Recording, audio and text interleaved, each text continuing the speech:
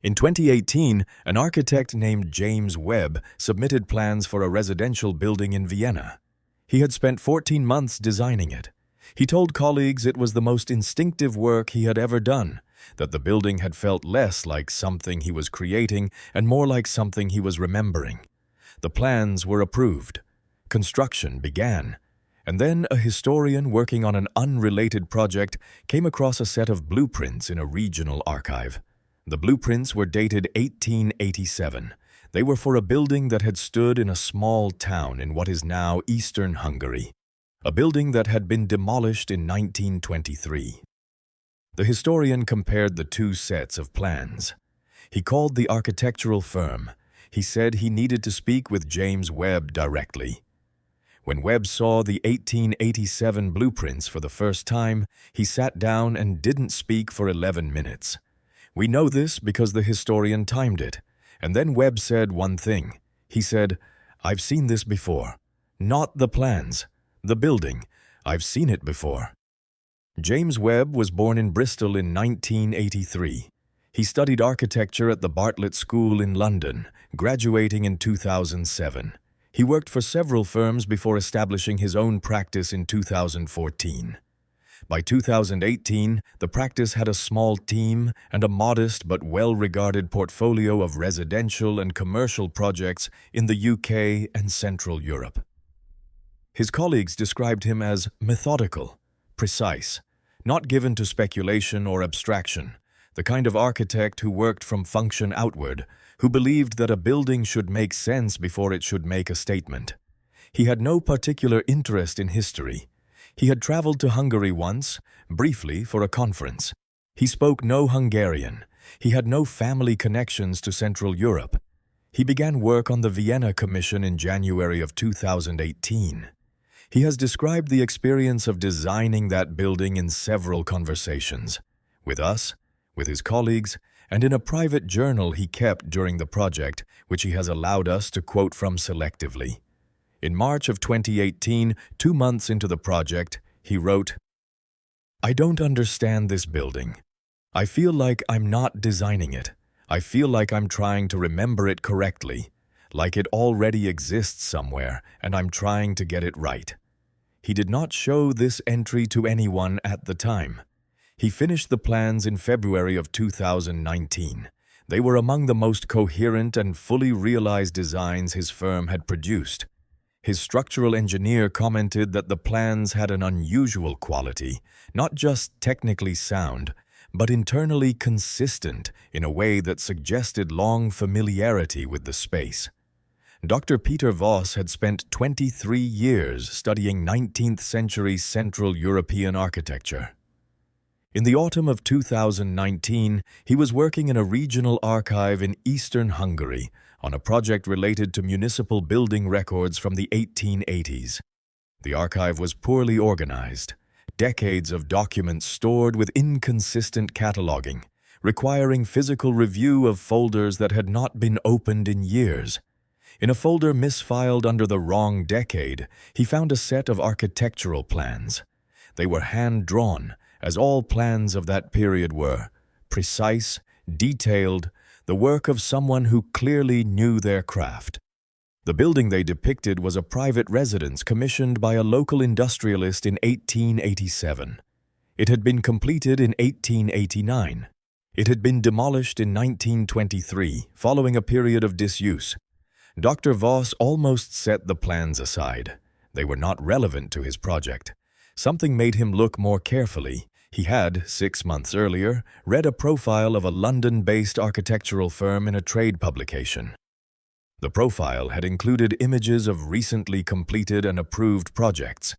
One of them, a residential building in Vienna, had caught his attention at the time for reasons he couldn't articulate. Something about the proportions, something about the way the spaces related to each other. He looked at the 1887 plans. He looked at his memory of the Vienna building. He took out his phone and searched for the architectural firm. He found images of the Vienna plans. He sat with the 2 sets of plans, one on his phone, one on the archive table in front of him, for a long time. Then he called the firm. The formal comparison was conducted by Dr. Voss and two independent architectural historians over a period of 6 weeks. They worked from high-resolution scans of both sets of plans, cross-referencing measurements, angles, proportions, and spatial relationships. The findings, which Dr. Voss shared with us in full, were as follows. The overall footprint of the two buildings matched to within 2%, a variation attributable to the difference between hand-drawing and computer-aided drafting. The internal layout, the placement of rooms, corridors, stairwells, and openings, corresponded with a precision that, in the assessment of all three historians, could not be attributed to coincidence or to shared architectural conventions of their respective periods. The 2018 plans used contemporary materials and construction methods. The 1887 plans used the materials and methods of their time. But the underlying spatial logic, the decisions about where things went and why, was, according to the historians, identical. One of the historians, who asked not to be named, said, "I have compared thousands of sets of plans in my career. Buildings influence each other. Architects borrow. Traditions persist. But this is not influence. This is not borrowing. The only explanation I can produce that accounts for the data is that the same mind made both sets of decisions. And that is not a sentence I ever expected to write." The most significant correspondence, and the one that has proven most difficult to explain, involved a room. In both sets of plans, there is a room. It is located in the same position within the structure, northwest corner, ground floor, accessed by a single door from an adjacent corridor. It has no windows. Its dimensions are identical in both plans, 4 meters by 3.2 meters, with a ceiling height of 3 meters. The room does not appear in the official approved plans for either building. In the 1887 building, the room was not listed in the original commission documents. The contractor's records make no reference to it. It appears to have been built regardless. When the building was partially demolished in 1923 and the remaining structure was surveyed, a room matching those dimensions was noted in the survey records as a storage space of unknown original purpose.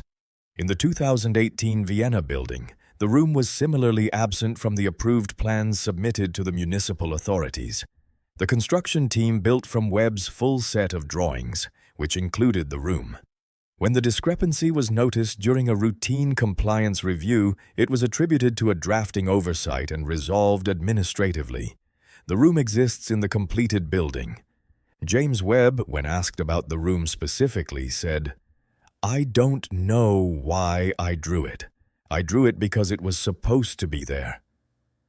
I can't explain that more clearly than that. It was supposed to be there." He paused.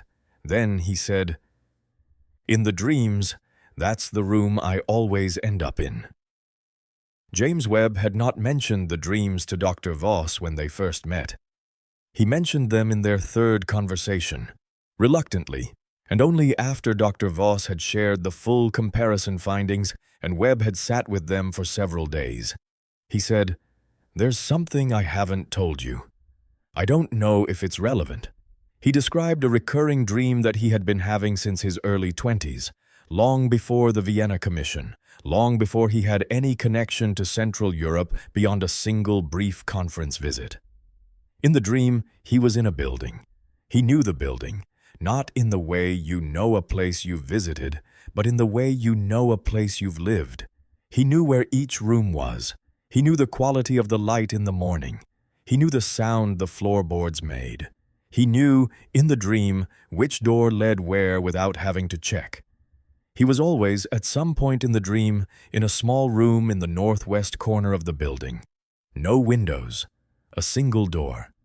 He would stand in that room and feel something he described to us as the very specific feeling of having come home to somewhere you have no right to have come home to. The dreams had not changed after the Vienna Commission began. If anything, they had become more frequent. They had not changed after the comparison was revealed. He still has them. The building that had stood in eastern Hungary was designed by a man named Mihaly Fekete. Dr. Voss had spent considerable time researching Fekete's life and work. He was, by the historical record, an accomplished regional architect, not widely known outside his area, but respected, with a body of work that spanned approximately 30 years. He had died in 1911. His personal papers had been preserved in part by a regional historical society. Among them was a journal covering the last decade of his life. Dr. Voss had read the journal. He shared one entry with us. It was dated 1908, 3 years before Fekete's death, 19 years after the completion of the building. The entry read, in translation, "I have been thinking again about the room I built that was not in the plans. I have been asked about it before and have always said I do not remember why I built it. This is not entirely true. I built it because it needed to be there. I knew this the way I know certain things that I cannot trace to a source. I have sometimes wondered if the person who someday tears this building down will find something in that room. I have left nothing there. But I have always felt that something was supposed to be found." James Webb, when Dr. Voss read this entry to him, said nothing for a long time. Then he said, "That's what it feels like. That's exactly what it feels like." The case attracted, briefly, some attention in architectural and academic circles. A paper was submitted to a peer-reviewed journal in 2021. It was rejected. The editors noted that the subject matter fell outside the journal's scope and that the findings, while interesting, did not constitute evidence for any testable hypothesis. An institution, Dr. Voss declined to name it, contacted the architectural firm and expressed interest in acquiring the original plans and all associated documentation. The request was declined. The institution made a second approach through an intermediary. This was also declined. No further contact was made, and no explanation was offered for the initial interest. James Webb has not spoken publicly about the case. He agreed to speak with us on the condition that we not identify his firm by name or the specific address of the Vienna building, conditions we have honored. He continues to practice architecture. He has not designed another building that felt, in his words, like memory. He said, in our last conversation, "I don't know what to do with this. I've had 6 years to think about it. I've talked to Dr. Voss, I've talked to a therapist, I've read everything I could find about architectural memory and coincidence and the ways the mind constructs familiar spaces. None of it accounts for the room, none of it accounts for the journal entry, and none of it accounts for the fact that I still dream about that building every week. And in the dream, I'm always glad to be back." We want to be precise, as always, about what we are and are not saying. We are not saying James Webb is the reincarnation of Mihaly Fekete. We are not saying memory survives death. We are not saying the room means something beyond what we can observe. We are saying two architects working 131 years apart on different continents with no known connection produced plans that matched to the millimeter. Both included the same room that neither officially planned. One left a journal entry saying he built it because it needed to be there. The other has been dreaming about standing in it since his early 20s. We are laying out what we found. You decide what it means. If you know something we don't, you know where to find us. Subscribe, share this, and leave a comment. Because the question isn't just how this happened. The question is, if this happened to James Webb, how many other architects, engineers, writers, musicians are working from memory they don't know they have?